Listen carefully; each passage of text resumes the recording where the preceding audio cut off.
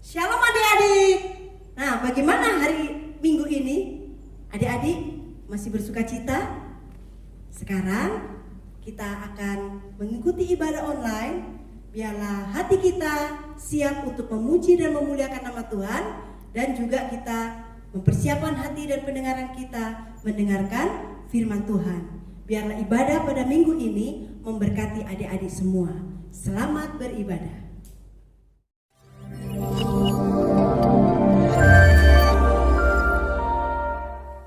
Shalom adik-adik. Wah, senang sekali berjumpa dengan adik-adik dalam ibadah online hari ini. Gimana kabarnya pagi hari ini? Semuanya harus semangat ya, harus bersuka cita. Kalau gitu, pasti udah siap puji nama Tuhan kan? Yuk, kita persiapkan diri kita. Tapi sebelum itu, adik-adik siapkan hati, tenangkan diri, kita akan berdoa. Mari kita berdoa. Tuhan Yesus yang baik, kami mengucap syukur kepadamu untuk pagi hari ini ya Tuhan. Kami diberi kesempatan untuk beribadah kepadamu. Tolong berikan kami roh sukacitamu ya Bapa, agar kami dapat memuji dan memuliakan namamu. Terima kasih Tuhan Yesus, haleluya, amin. Nah gimana? Udah selesai berdoa? Harus semangat ya. Yuk berdiri, kita akan menyembah bagi Tuhan. Sama-sama kita akan ujian tiada berkesudahan. Goyang pinggulnya ya.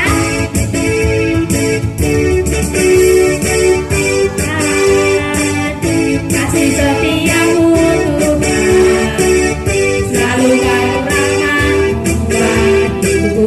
Hari berkati hari, hari berkati hari, tetap melihat kasih-Mu, tak pernah berakhir hidupku.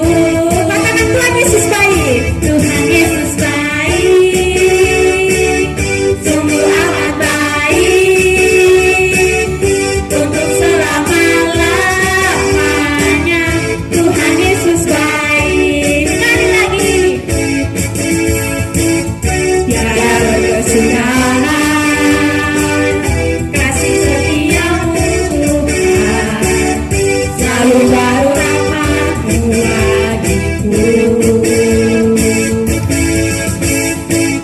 Hari berganti hari, tetap kulihat kasih-Mu, tak pernah berakhir hidupku. Tuhan Yesus baik, sungguh amat baik, untuk selama-lamanya. Tuhan Yesus baik. Sekali lagi, Tuhan Yesus baik. Tuhan Yesus baik, sungguh amat baik, untuk selama-lamanya. Tuhan Yesus baik, untuk selama-lamanya, untuk selama-lamanya. Tuhan Yesus baik. Yeay. Jadi adik-adik, kasih Tuhan itu tiada berkesudahan dalam hidup kita. Nah kalau gitu, kita sebagai anak Tuhan harus berperilaku sebagai murid Kristus yang baik. Tidak boleh bohong, tidak boleh main, tidak boleh mencuri. Oke? Kalau gitu, yuk sama-sama kita angkat pujian. Aku senang jadi anak Tuhan. Aku senang jadi anak Tuhan. Aku senang jadi anak Tuhan. Aku senang jadi anak Tuhan. Anak Tuhan tak boleh bohong. Bohong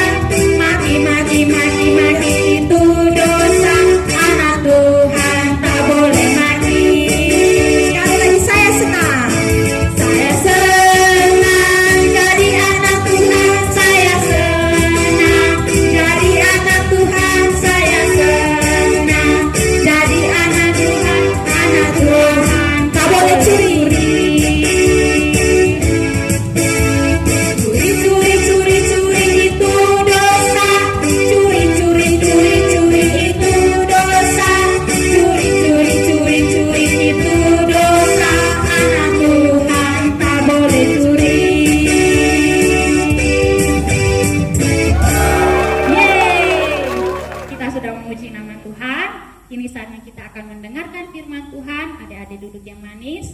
Kita akan mengangkat pujian pertolonganmu. Tenangkan hati, karena di saat kita tenang, kita bisa mendengarkan firman Tuhan.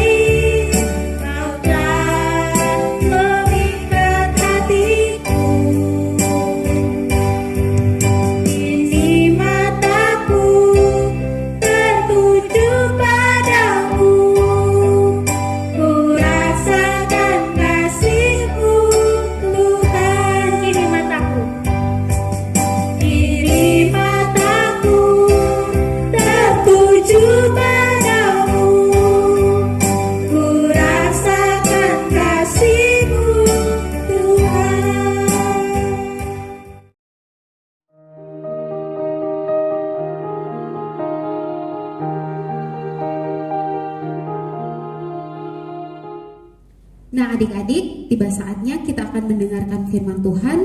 Sebelum kita mendengarkan firman Tuhan, mari kita berdoa. Bapa di surga, kami telah memuji dan memuliakan nama-Mu. Sekarang kami akan mendengarkan firman Tuhan. Berkati firman-Mu, ajar kami untuk dapat mengerti apa yang disampaikan oleh firman-Mu. Di dalam nama Tuhan Yesus, kami sambut firman yang hidup itu. Kami berdoa kepada Bapa di surga. Haleluya, amin.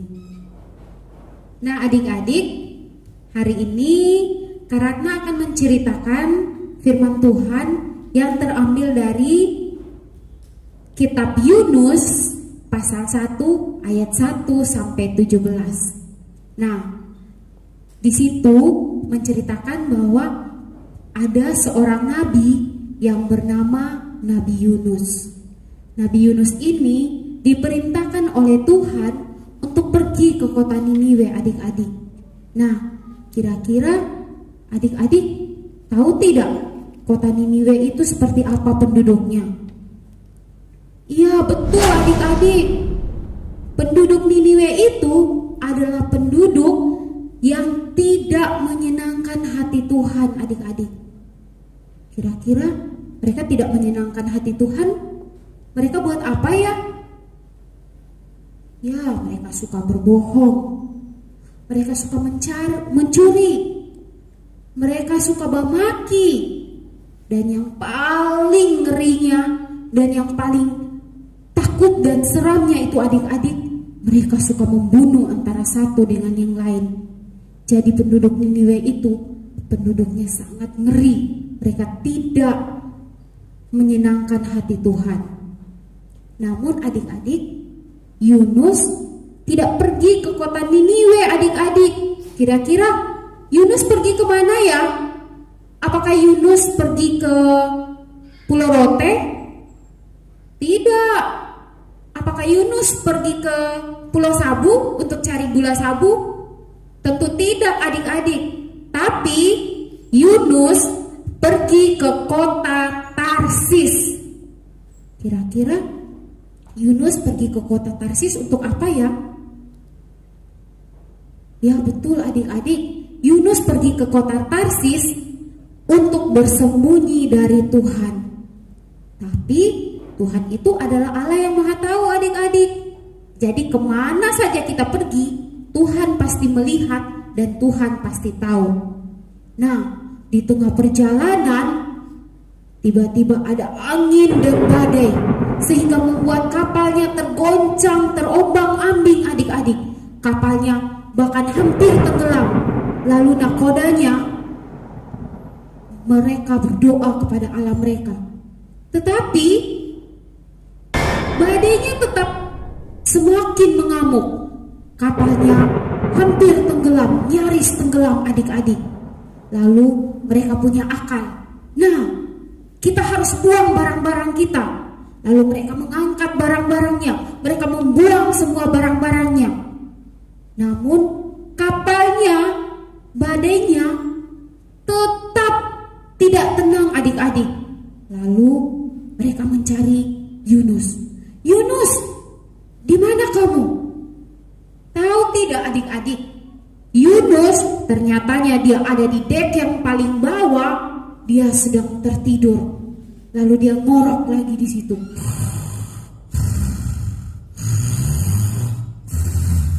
Lalu nakodanya bilang, "Hei Yunus, bangun! Kamu tidak tahu bahwa di luar ada badai. Kita akan tenggelam Yunus. Berdoalah kepada Allahmu. Mungkin badai ini akan berlalu."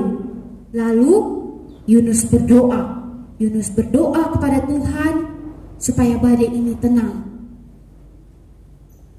Setelah Yunus berdoa, para nakoda itu mereka membuang undi. Setelah mereka membuang undi, dan Yunus yang kena undinya. Yunus menyadari bahwa Yunus sudah tidak taat kepada Tuhan. Lalu Yunus berkata kepada nakoda itu, "Angkat dan buanglah aku ke laut, maka badai ini akan tenang." Nah, di situ Yunus mulai menyadari akan kesalahannya. Lalu mereka membuang Yunus, tiba-tiba badainya mulai tenang dan kapalnya mulai berjalan begitu lancar. Adik-adik, atas seizinnya Allah mengirimkan ikan yang besar sekali, ikan raksasa adik-adik untuk menelan Yunus. Nah, selama 3 hari 3 malam Yunus di dalam perut ikan. Ngeri di dalam perut ikan. Di dalam perut ikan tidak ada HP untuk kita main Mobile Legends adik-adik. Tidak ada YouTube untuk kita nonton adik-adik. Kira-kira Yunus buat apa ya di dalam perut ikan? Tidak ada lampu, tidak ada HP, tidak ada hiburan. Kira-kira Yunus buat apa ya? Ya betul, di dalam perut ikan Yunus berdoa kepada Tuhan. Yunus meminta ampun kepada Tuhan. Dan dia mengakui akan kesalahannya. Nah, adik-adik, selama 3 hari itu, lalu Tuhan mengizinkan ikan besar itu untuk memuntahkan Yunus keluar di daratan. Lalu Yunus keluar dari mulut ikan itu di daratan, lalu dia berjalan menuju ke arah kota Niniwe. Nah, adik-adik, dari cerita tentang Yunus ini, Kak Ratna mau kasih tahu adik-adik, ada 3 hal yang kita pelajari dari kitab ini. Yang pertama, taat kepada perintah Tuhan. Nah, taat kepada perintah Tuhan, jangan seperti Yunus yang tidak taat.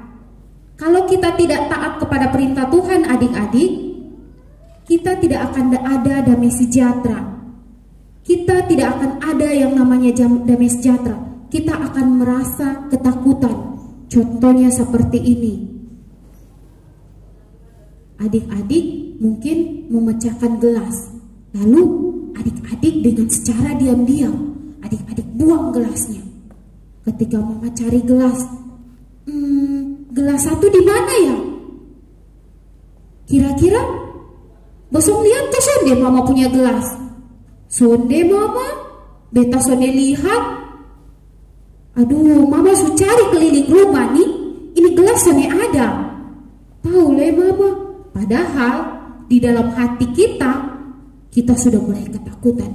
Aduh, kalau mama dapat lihat di tempat sampah, pasti mama akan meruak. Mama akan mengamuk nih.